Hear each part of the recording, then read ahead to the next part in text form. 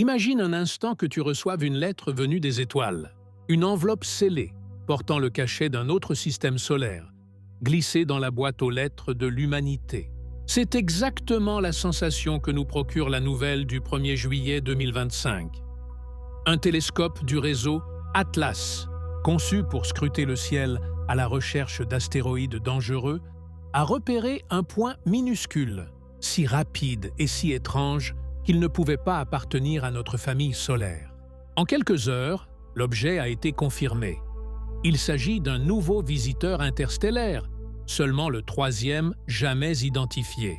On l'a baptisé 3I Atlas I pour interstellaire. Et déjà son approche enflamme les astronomes, car il ne ressemble ni à Oumuamua, détecté en 2017, ni à 2I Borisov, observé en 2019. Il ouvre un nouveau chapitre de l'exploration cosmique. Ce moment est historique. Pendant des siècles, l'humanité a scruté le ciel sans jamais détecter la moindre pierre venue d'ailleurs. Puis, en l'espace d'une décennie, 3 corps venus des profondeurs de la Voie lactée se présentent à nous. Oumuamua, le premier, est passé trop vite pour que nous puissions le comprendre. Sa trajectoire hyperbolique, sa forme allongée, son accélération mystérieuse ont fait naître 1000 hypothèses, de la comète glacée dégazant de façon invisible jusqu'à la voile solaire construite par une civilisation étrangère. 2 ans plus tard, Borisov est arrivé, avec ses panaches de gaz et de poussière tout droit sortis d'un manuel de comète, comme un cousin lointain mais familier. Et aujourd'hui, 3I Atlas apparaît, plus massif, plus brillant, sur une trajectoire inédite, avec une histoire qui semble remonter aux premiers âges de notre galaxie. Son intérêt est multiple. Il est grand, bien plus que ses prédécesseurs. Il est actif et surtout, nous avons le temps de l'étudier avant qu'il ne reparte. Son passage rapproché de Mars en octobre 2025 ouvre une fenêtre inédite. Les sondes déjà en orbite autour de la planète rouge pourraient être réorientées pour l'observer. Ces rencontres ultérieures avec Vénus et Jupiter offriront d'autres perspectives, même si l'objet restera hors de portée d'une interception directe. Mais plus encore que ses caractéristiques physiques, c'est ce qu'il représente qui fascine. La preuve que notre système solaire n'est pas isolé, que la Voie lactée est traversée en permanence par un trafic de débris expulsés de mondes lointains et que certains d'entre eux croisent notre route. Avant de continuer, laisse-moi t'inviter. Abonne-toi à la chaîne Source Galactique, like cette vidéo et partage en commentaire ce qui t'a le plus intrigué. Parce que ce récit, c'est celui de messagers cosmiques, porteurs d'indices sur la naissance des planètes, la chimie des disques protoplanétaires et peut-être même sur la fréquence de mondes semblables aux nôtres. 3I Atlas n'est pas seulement une comète venue d'ailleurs. C'est un fragment d'histoire galactique tombé dans notre champ de vision. Parce que ce qui suit est une histoire de mystère, de contexte et de faits, avec des implications qui touchent l'astrobiologie, la formation des systèmes planétaires et notre propre place dans la Voie lactée. Pour comprendre pourquoi 3I Atlas nous enthousiasme autant, il faut revenir au début de cette ère, le 19 octobre 2017, lorsque le télescope Pan-STARRS 1 à Haleakala, Hawaï, a détecté quelque chose qui s'en allait déjà. Oumuamua, le premier objet interstellaire confirmé. Il n'était là qu'en coup de vent. Il avait franchi son point le plus proche du Soleil le 9 septembre 2017 et nous ne le reverrions jamais aussi brillant. Pourtant, en quelques semaines, Oumuamua nous a laissé une liste de bizarreries.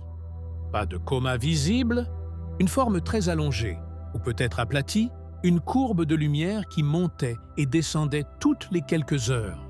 Et surtout, une petite accélération non gravitationnelle qui ne cadrait pas avec la simple pesanteur. Ce petit coup de pouce a déclenché autant d'hypothèses que de mèmes, du fragment de glace d'azote arraché à une exopluton jusqu'à l'idée d'une voile solaire extraterrestre.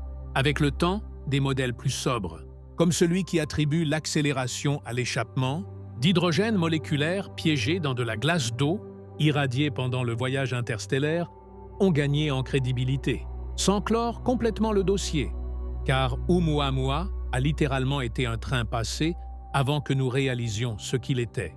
Malgré tout, Le consensus actuel le range dans la famille de comètes très cuites, avec un dégazage discret, mais capable de le pousser telle une minuscule fusée. À peine 2 ans plus tard, en août 2019, arrive 2I Borisov, découvert par Gennady Borisov avec un télescope qu'il avait lui-même construit. À la différence d'Oumuamua, Borisov s'est comporté comme une comète, de manuel, comme Keo, spectres compatibles avec des glaces et des poussières semblables à celles des comètes de notre propre nuage d'Oort. Un soulagement méthodologique. Tous les étrangers ne sont pas des énigmes extravagantes. Certains sont des cousins évolutifs de ce que nous connaissons déjà, mais nés sous d'autres étoiles. À ce miroir, 3I Atlas se place plus près de Borisov que d'Oumuamua. Il a une coma, développe une activité et, au fil de son approche du Soleil, ces gaz volatiles soufflent, comme un laboratoire naturel pour la chimie planétaire d'ailleurs. Mais 3I Atlas arrive avec son propre paquet d'étrangetés et d'opportunités. D'abord, la taille.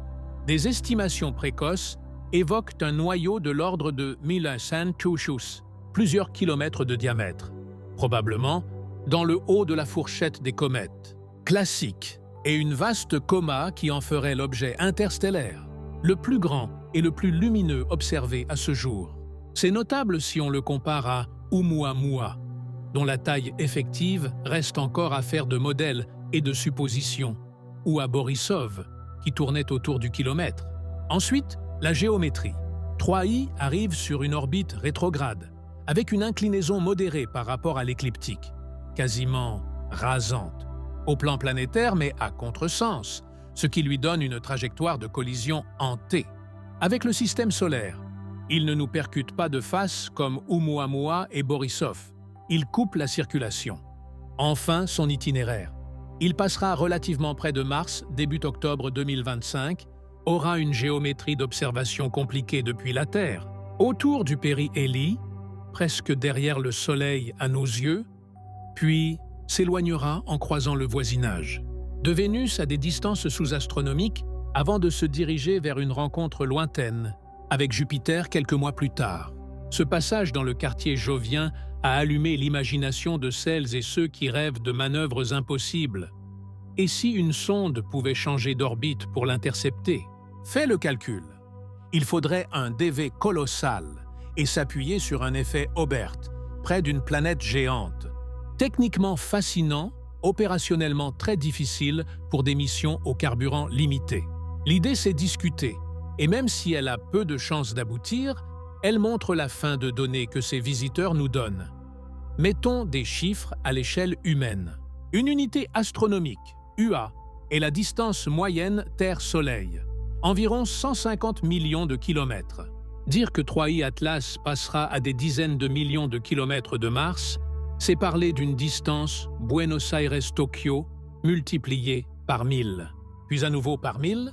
Pour Jupiter, des dizaines de millions de kilomètres restent si loin que la lumière met des minutes à les parcourir.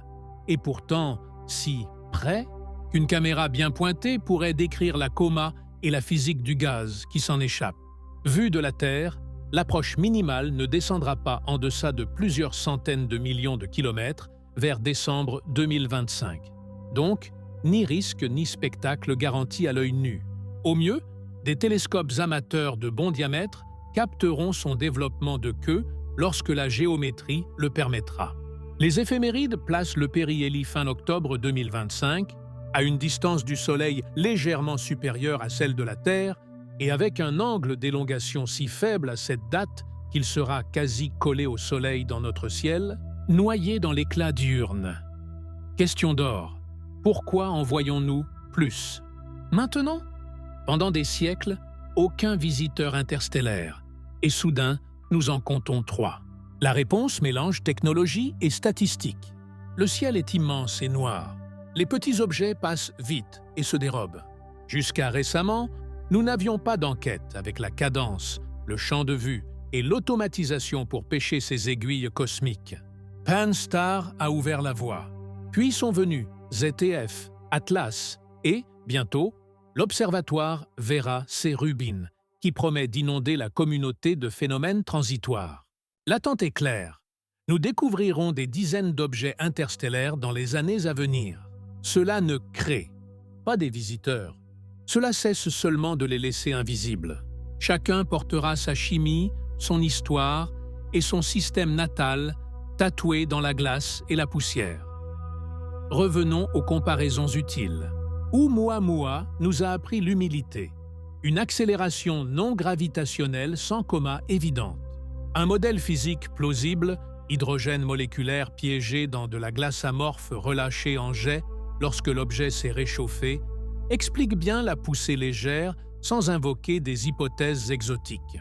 Lo Iceberg, d'azote, un éclat d'une exo-Pluton, était ingénieux, mais bute sur les masses nécessaires à l'échelle galactique.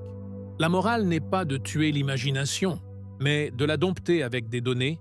Quand un phénomène se laisse expliquer par de la physique connue et des paramètres raisonnables, n'invoque pas d'emblée des solutions extraordinaires. Si, plus tard, les observations contredisent le modèle, on réécrit. C'est ainsi que la science avance. Imagine un instant que tu reçoives une lettre venue des étoiles, une enveloppe scellée, portant le cachet d'un autre système solaire, glissée dans la boîte aux lettres de l'humanité. C'est exactement la sensation que nous procure la nouvelle du 1er juillet 2025. Un télescope du réseau Atlas, conçu pour scruter le ciel à la recherche d'astéroïdes dangereux, a repéré un point minuscule, si rapide et si étrange qu'il ne pouvait pas appartenir à notre famille solaire. En quelques heures, l'objet a été confirmé. Il s'agit d'un nouveau visiteur interstellaire, seulement le troisième jamais identifié. On l'a baptisé 3i Atlas I pour interstellaire. Et déjà son approche enflamme les astronomes, car il ne ressemble ni à Oumuamua, détecté en 2017, ni à 2i Borisov, observé en 2019. Il ouvre un nouveau chapitre de l'exploration cosmique. Ce moment est historique. Pendant des siècles, l'humanité a scruté le ciel sans jamais détecter la moindre pierre venue d'ailleurs. Puis, en l'espace d'une décennie, 3 corps venus des profondeurs de la Voie lactée se présentent à nous. Oumuamua, le premier, est passé trop vite pour que nous puissions le comprendre. Sa trajectoire hyperbolique, sa forme allongée, son accélération mystérieuse ont fait naître 1000 hypothèses, de la comète glacée dégazant de façon invisible jusqu'à la voile solaire construite par une civilisation étrangère. 2 ans plus tard, Borisov est arrivé, avec ses panaches de gaz et de poussière tout droit sortis d'un manuel de comète, comme un cousin lointain mais familier. Et aujourd'hui, 3i Atlas apparaît, plus massif, plus brillant, sur une trajectoire inédite, avec une histoire qui semble remonter aux premiers âges de notre galaxie. Son intérêt est multiple. Il est grand, bien plus que ses prédécesseurs. Il est actif et surtout, nous avons le temps de l'étudier avant qu'il ne reparte. Son passage rapproché de Mars en octobre 2025 ouvre une fenêtre inédite. Les sondes déjà en orbite autour de la planète rouge pourraient être réorientées pour l'observer. Ces rencontres ultérieures avec Vénus et Jupiter offriront d'autres perspectives, même si l'objet restera hors de portée d'une interception directe. Mais plus encore que ses caractéristiques physiques, c'est ce qu'il représente qui fascine. La preuve que notre système solaire n'est pas isolé, que la Voie lactée est traversée en permanence par un trafic de débris expulsés de mondes lointains et que certains d'entre eux croisent notre route. Avant de continuer, laisse-moi t'inviter. Abonne-toi à la chaîne Source Galactique, like cette vidéo et partage en commentaire ce qui t'a le plus intrigué. Parce que ce récit, c'est celui de messagers cosmiques, porteurs d'indices sur la naissance des planètes, la chimie des disques protoplanétaires et peut-être même sur la fréquence de mondes semblables aux nôtres. 3i Atlas n'est pas seulement une comète venue d'ailleurs. C'est un fragment d'histoire galactique tombé dans notre champ de vision. Dans cet esprit, 3i Atlas est un cadeau. Oui, il est grand. Oui, il est actif et accessible à la spectroscopie UV, visible et infrarouge. Oui, il passera près de Mars. Et oui, une fenêtre s'ouvre où la flotte martienne, Mars Express, TGO, MAVEN, MRO, Tianwen 1 peut tenter images et spectres. L'idée? Utiliser des caméras comme HRSC et Cassie et des spectromètres comme Nomad et Omega, si la brillance le permet, pour détecter des signatures d'eau, de dioxyde de carbone, de monoxyde de carbone et d'organique simple. Imagine pouvoir comparer un spectre de coma d'un autre système à celui de nos comètes locales. C'est de la géologie comparée avec l'air d'un autre quartier stellaire. Et même si une interception par une sonde dédiée depuis la Terre n'est pas réaliste, ni DV ni calendrier, l'idée d'exploiter ce qui vole déjà révèle un nouveau style de science, l'opportunisme éclairé. Parlons vitesse et énergie, là où se lie la signature interstellaire. Dans le système solaire, tout ce qui orbite le Soleil sur des trajectoires fermées a des vitesses, certes élevées, mais liées à la gravité solaire. Pour s'échapper depuis l'orbite terrestre, il faut environ 42 km/h. Oumuamua, au périhélie, fendait l'espace à plusieurs dizaines de km/h, et sa vitesse, à l'infini, l'excès hyperbolique, se maintenait à des valeurs nettement positives, signe qu'il venait d'ailleurs et repartirait. 3i Atlas joue dans la même ligue. Hyperbole marquée, excentricité extrême, signature cinématique sans ambiguïté. Quand tu penses à cette énergie, tu comprends pourquoi on ne peut pas pivoter. Une sonde pour le poursuivre sur un coup de tête. Le chimique ne suffit pas, et la logistique encore moins. Mieux vaut braquer des télescopes, presser des spectres et, si possible, braquer des caméras depuis Mars. D'où viennent donc ces trois objets? Réponse courte, de là-bas. Réponse longue, de processus de formation planétaire qui expulsent des débris. Les disques protoplanétaires sont rudes.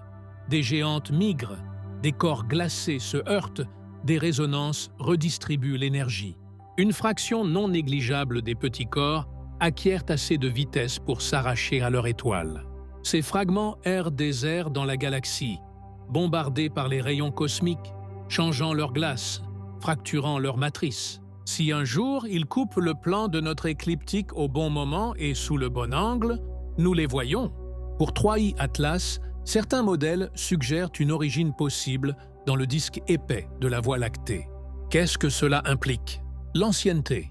Le disque épais héberge des populations stellaires plus âgées, moins riches en métaux.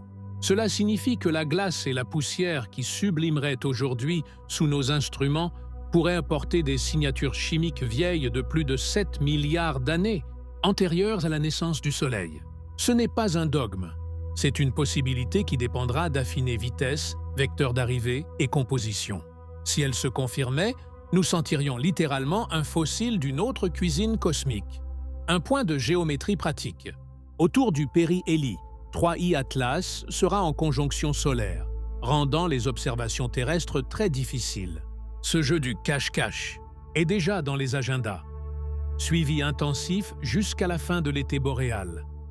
Pause forcée quand le soleil le noie, reprise en décembre, quand la Terre aura parcouru son orbite et rouvert l'angle. Entre-temps, les meilleurs yeux pourraient se trouver autour de Mars. Plus tard, lorsque la comète s'éloignera et croisera l'orbite de Jupiter, d'autres engins pourraient tenter des « regards en coin » si l'ingénierie le permet sans compromettre leurs objectifs. C'est le jeu des arbitrages. Chaque minute instrumentée sur 3i est une minute non consacrée à la mission principale. La tentation n'en est pas moins forte. Un troisième étranger, ça ne passe pas tous les ans. Respirons et revenons à Oumuamua, car son ombre, ou son aura, persiste dans le débat public. Des extraterrestres? La méthode scientifique ne fonctionne ni par élimination émotionnelle, ni par proclamation. Elle raisonne par hypothèse testable. Si une explication naturelle reproduit les données avec des paramètres raisonnables, il n'est pas nécessaire d'invoquer une ingénierie étrangère. Cela ne nie pas la possibilité abstraite d'une technologie non humaine. Cela la rend simplement inutile ici. Si un jour nous voyons un objet effectuer des manœuvres inexplicables par des forces non gravitationnelles naturelles, avec des émissions cohérentes, des signaux de contrôle, là nous parlerons d'artefacts. En attendant, 3i Atlas nous offre mieux que la spéculation. Mesurer des raies de CO2, d'H2O, de CO, mesurer le rapport DH dans la vapeur, mesurer la diffusion et la polarisation des grains. Chaque ray est une lettre du système natal, chaque grain un sédiment d'histoires astrophysiques. Permet une analogie d'échelle. Si le système solaire était un terrain de football de 100 mètres, le Soleil serait un ballon au centre, la Terre une bille à 500 km du ballon, Jupiter à 500 pieds, et 3i Atlas traverserait le terrain en diagonale, à contresens. Étudier les gaz qui se détachent d'un caillou cosmique filant à 150 000 km/h, c'est sentir le parfum de quelqu'un courant un marathon à contrevent. Et pourtant, avec nos miroirs de 8 mètres, nos télescopes spatiaux et nos spectrographes affûtés, nous pouvons le faire. C'est la puissance de l'instrumentation moderne. Que peut-on apprendre, concrètement, de 3i Atlas? D'abord, la composition. Si ces glaces ressemblent à celles de nos comètes, on pourra inférer que la chimie des disques protoplanétaires est, jusqu'à un certain point, universelle. Si, au contraire, des signatures inhabituelles apparaissent, proportions exotiques CO, CO2, présence de nitrile ou de molécules complexes en abondance atypique, nous aurons des indices de cuisine chimique différentes. Ensuite, les âges et les processus. Le niveau de cuisson par les rayons cosmiques peut se déduire par des défauts dans les matrices de glace, par les dégazages piégés, par les couleurs de la coma. Puis, la physique des jets. Comprendre comment le dégazage produit des forces d'appoint renseigne sur les textures superficielles, les fractures, les strates, comme Rosetta l'a montré sur 67P, avec ici l'extra d'une origine extrasolaire. Enfin, les dynamiques. Ces paramètres hyperboliques alimentent les modèles d'expulsion dans des systèmes étrangers, ce qui ferme des équations sur le nombre de géantes, d'interactions et de migrations nécessaires pour éjecter des débris dans le milieu interstellaire. Il y a aussi des opportunités système solaire. Le passage proche de Mars début octobre 2025, à des dizaines de millions de kilomètres, ouvre la porte à des tentatives d'images et de spectres in situ. Des caméras à haute résolution pourraient en saisir la morphologie de la coma à grossière échelle. Des capteurs multispectraux pourraient mesurer des couleurs et rechercher des anisotropies. Des spectromètres atmosphériques guetter des raies de gaz avec la patience d'un pêcheur. N'attendons pas des miracles. Le signal sera faible, mais même des limites supérieures. Pas de détection au-dessus de tels seuils. Ont une valeur scientifique. En parallèle, depuis la Terre, Hubble et JWST peuvent compléter avec des spectres à fort rapport signal, bruit, cherchant des signatures invisibles depuis Mars. Si cette coordination réussit, ce sera une petite symphonie d'observations planétaires 101. Orbite martienne, orbite terrestre, espace lointain, toutes braquées sur le même voyageur pendant quelques jours. Et Jupiter? La valeur qui circule fait rêver.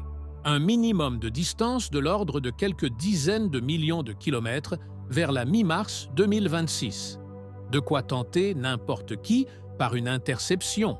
Et de quoi rappeler, s'agissant de carburant, que les missions réelles vivent avec des budgets finis. Le simple fait de poser ces acrobaties révèle une mentalité nouvelle.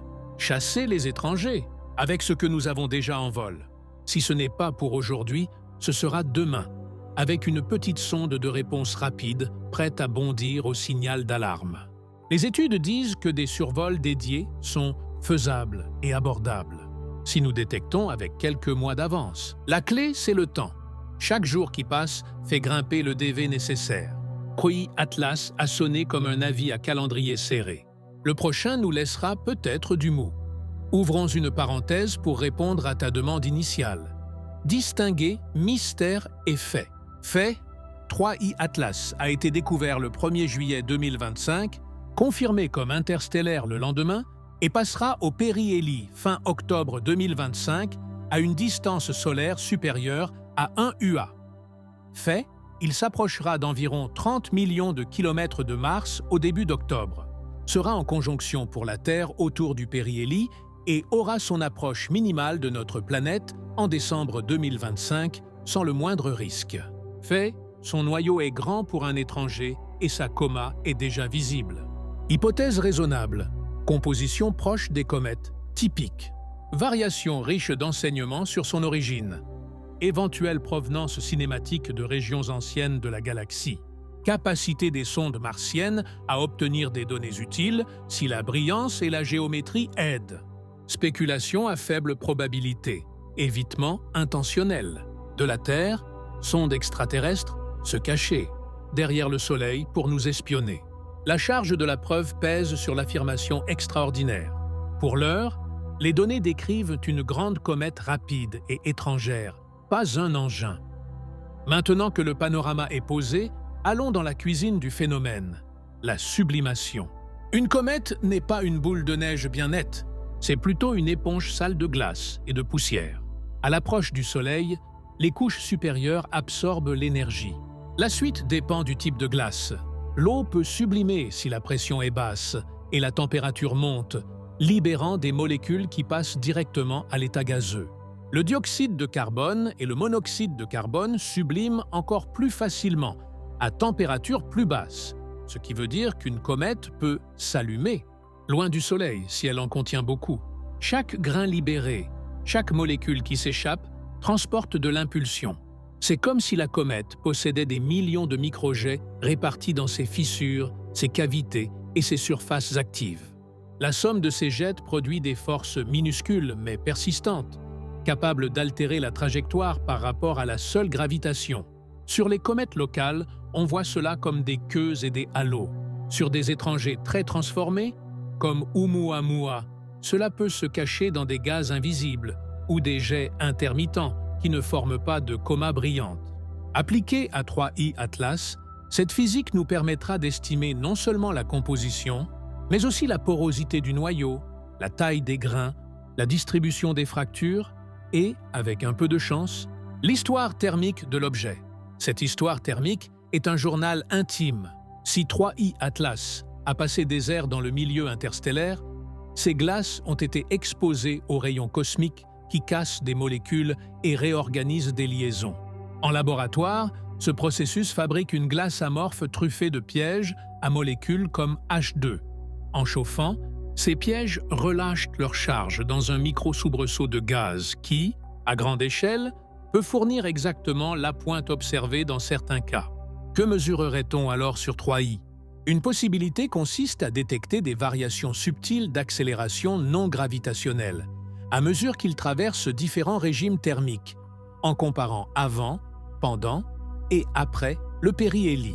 Une autre, observer l'évolution de la couleur de la coma, indicateur de distribution des tailles de grains.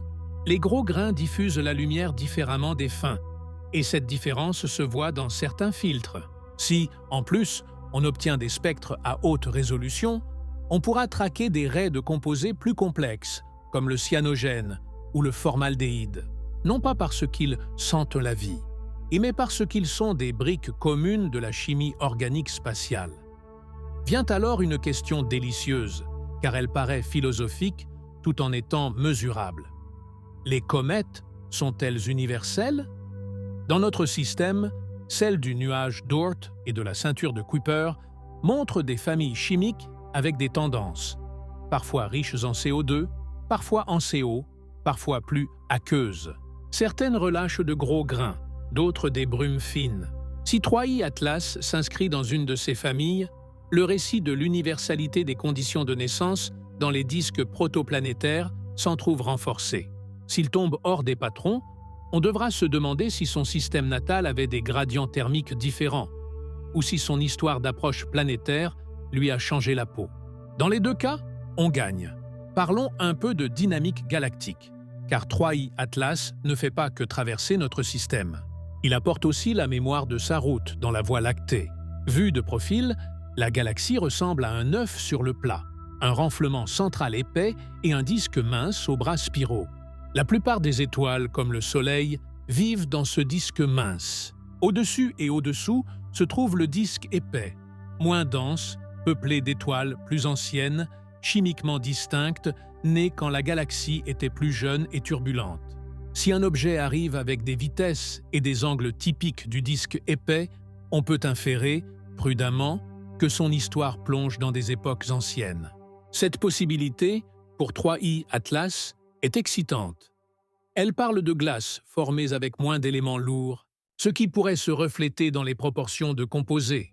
La quantité de poussière est la réponse à la radiation. Dit autrement, l'odeur chimique de sa coma pourrait être une capsule temporelle. N'oublions pas l'angle pratique. Comment coordonner une campagne d'observation planétaire quand la cible est un fantôme rapide? Imagine une salle de contrôle répartie sur la planète. Équipe au Chili, à Hawaï, aux Canaries, en Australie, opérateurs de Hubble et du JWST planifiant des fenêtres, équipe de Mars Express et de TGO, calculant si, depuis leur orbite martienne, la comète montera assez haut avec un soleil assez bas pour ne pas éblouir les capteurs. C'est une chorégraphie avec des dizaines d'horloges et une seule chance par créneau. Le plus beau, même si la comète se cache, pour la Terre au périhélie, elle peut être à portée parfaite depuis Mars quelques jours avant ou après, puis, de retour, la Terre reprendra le relais.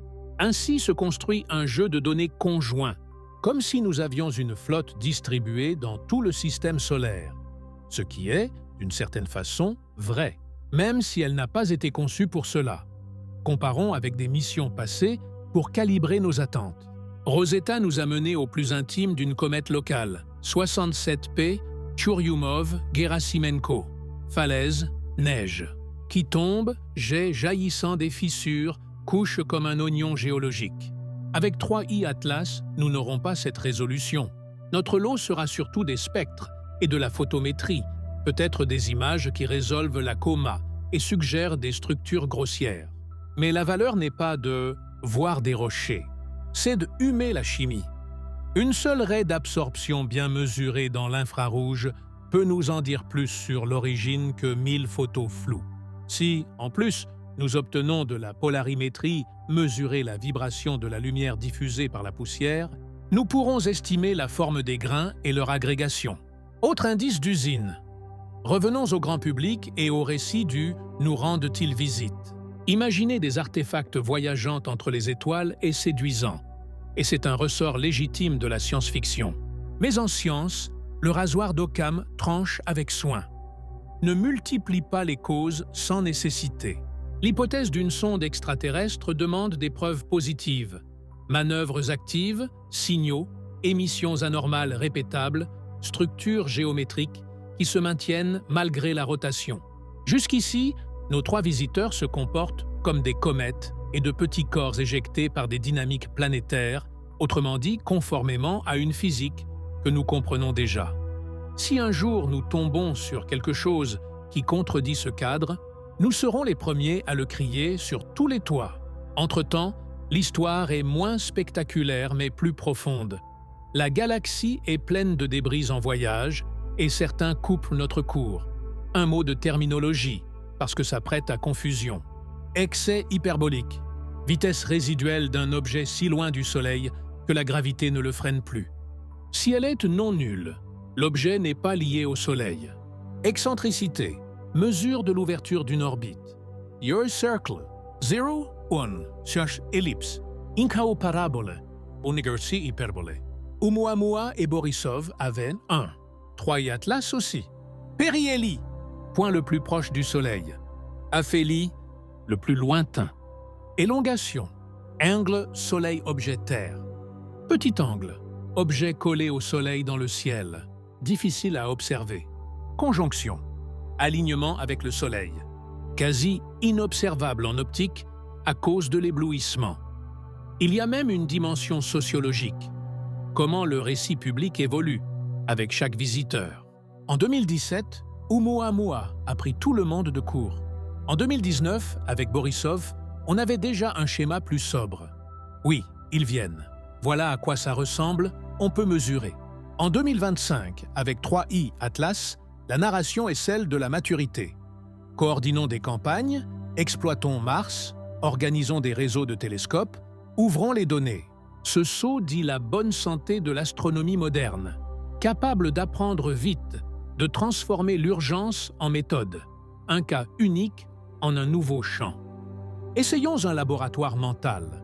Que nous diraient différentes compositions sur le système d'origine? Si 3i Atlas s'avère riche en CO par rapport au CO2, on pourrait inférer une glace formée au-delà d'une ligne de neige, très froide, ou une histoire thermique douce qui a préservé les volatiles les plus volatiles, pléonasme assumé. Si au contraire le CO2 domine et que le CO est timide, peut-être sa matière s'est formée dans une zone plus tempérée du disque, ou a subi des chauffages antérieurs qui lui ont fait perdre le CO. Ajoute le rapport DH de l'eau. S'il est très élevé ou très bas par rapport à nos comètes, cela indiquerait des conditions isotopiques différentes dans son nuage parental. C'est comme comparer des eaux minérales. L'étiquette isotopique te raconte de quelle montagne vient la bouteille. Autre indice fin, les grains de poussière. Dans l'espace, la poussière n'est pas de la saleté, c'est de la mémoire. De gros grains signifient agrégation étant sans destruction par collision. Une profusion de grains très fins et fragiles peut trahir des processus récents de fragmentation. La polarisation de la lumière diffusée par la coma, mesurée à différents angles de phase, permet de déduire des formes effectives et la rugosité. Si 3i Atlas affiche une courbe de polarisation atypique, peut-être que son usine de grains produit quelque chose de différent de ce que l'on voit d'ordinaire. Et cela, encore une fois, nourrit les modèles de disques protoplanétaires, densité, flux, turbulence. Parlons du concept de mission de réponse rapide, car 3i Atlas le met au centre. L'idée, avoir une petite sonde, ou plusieurs, prête à être lancée en quelques mois lorsqu'un étranger intéressant est détecté. On privilégie des moteurs électriques efficaces, des panneaux solaires généreux, des caméras et spectromètres compacts et une navigation souple. Le goulet d'étranglement restera le temps. De l'annonce de la découverte à la fermeture de la trajectoire et au lancement, le calendrier avale les options. Mais la technologie existe. Il manque l'architecture programmatique qui accepte l'incertitude comme composante du plan. 3i Atlas sonne l'alarme. Si nous voulons attraper le prochain, il faut préparer le lasso. Revenons à l'intrigue de l'origine galactique. Si 3i Atlas porte vraiment la signature du disque épais, nous regarderons une matière formée quand la Voie lactée grandissait encore vite, avec des supernovas enrichissant le milieu à un autre rythme. Moins de métaux, moins de graines de poussière au départ. Cela affecte la formation des planétésimaux. Peut-être que les comètes de ces environnements naissent avec d'autres porosités, avec des matrices qui piègent différemment les gaz. Quand un tel objet arrive chez nous, son comportement de sublimation peut diverger. Jets qui s'allument à plus basse température, coma qui change de couleur autrement, courbes de lumière modulées par des structures internes peu communes. Chaque détail se greffe à un récit plus grand. Comment varie, à l'échelle galactique, la chimie et la physique des petits mondes. Une des beautés de 3i Atlas, c'est qu'il nous force à penser sur des durées plus longues que nos vies. Imagine ce bloc de glace et de poussière erra pendant des centaines de millions, voire des milliards d'années, traversant des régions de densité changeantes, sous la pluie des rayons cosmiques, frôlant des étoiles sans nom pour nous. En surface, des microfissures s'ouvrent et se referment. Au cœur, des molécules se réorganisent. Parfois, un grain se détache et s'en va, modifiant imperceptiblement la rotation. Puis, un jour, ces paramètres l'amènent à couper le plan de notre système au bon moment. Dans cette chorégraphie, notre tâche est d'être prêt à regarder. Il existe aussi un volet d'éducation scientifique. Quand on parle de hyperbole et de excès, on peut sembler cryptique, mais le cœur est simple. Dans la nature, rien ne voyage gratuitement. Si un objet n'est pas lié à la gravité du Soleil, c'est qu'il a de l'énergie en trop, gagnée ailleurs.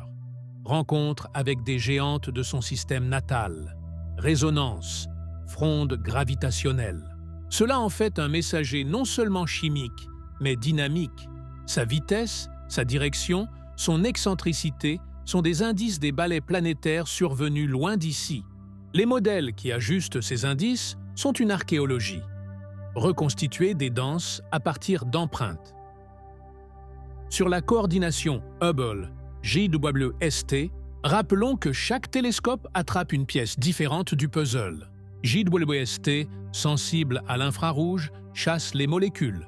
Eau chaude, dioxyde de carbone en vibration, méthane s'il y en a, et température de la coma. Hubble, vétéran, reste précieux en optique, RT UV, pour certaines raies et pour une photométrie fine dans des filtres classiques. Les observatoires au sol apportent le temps. Ils peuvent suivre la comète nuit après nuit, mesurer des changements, des rotations, des sursauts d'activité. Ajoute une sonde autour de Mars. Tu obtiens un angle de diffusion différent et, peut-être, un détail supplémentaire sur la structure de queue. C'est la définition même d'une science en réseau. Si 3i Atlas développe une longue queue en s'éloignant, un phénomène intéressant pourrait se produire, la déconnexion de la queue quand le vent solaire change. Sur des comètes locales, on voit parfois une queue ionique se rompre net lorsqu'une éjection de masse coronale balaie l'espace. C'est comme si la comète lâchait un ballon de plasma qui part avec le vent. Observer cela chez un étranger nous dirait comment sa coma interagit avec le vent solaire, dans des conditions peut-être différentes par sa composition.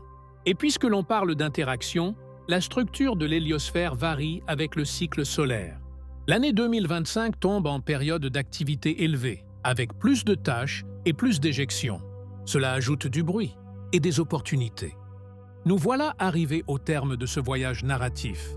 Mais l'histoire de 3i Atlas ne fait que commencer. En quelques mois, il aura traversé notre voisinage planétaire, nous offrant des données uniques, des spectres de gaz jamais mesurés auparavant, des indices sur des glaces formées peut-être avant même la naissance du Soleil. Ce visiteur interstellaire nous rappelle que nous vivons dans une galaxie active, pleine de mouvements et d'échanges invisibles. Chaque fragment de glace qui passe est une lettre dans une bouteille, jetée il y a des milliards d'années dans l'océan cosmique et que nous venons seulement de ramasser sur notre rivage. Ce qu'il change pour nous est profond. Il brise l'illusion de solitude. Il ouvre la porte à une astronomie de l'opportunité, prête à répondre rapidement aux événements imprévus. Il enrichit nos modèles de formation planétaire et nous montre que les mondes naissent partout, expulsent leurs débris et sèment ainsi les graines d'un dialogue silencieux entre étoiles. Peut-être qu'un jour, nous développerons des missions rapides capables de poursuivre ces objets, de les rejoindre, de photographier enfin un noyau extrasolaire de près. En attendant, nous apprenons à lire avec patience, ligne après ligne, ce qu'ils révèlent au passage. Alors, si tu dois garder une idée, retiens celle-ci. Oumuamua a éveillé notre curiosité, Borisov a confirmé nos soupçons, et 3i Atlas ouvre une véritable ère d'observation. Nous sommes au seuil d'un nouveau domaine de la science. Et comme toujours, l'aventure ne fait que commencer. Pour soutenir ce voyage collectif, abonne-toi à la chaîne Source Galactique, like et partage cette vidéo.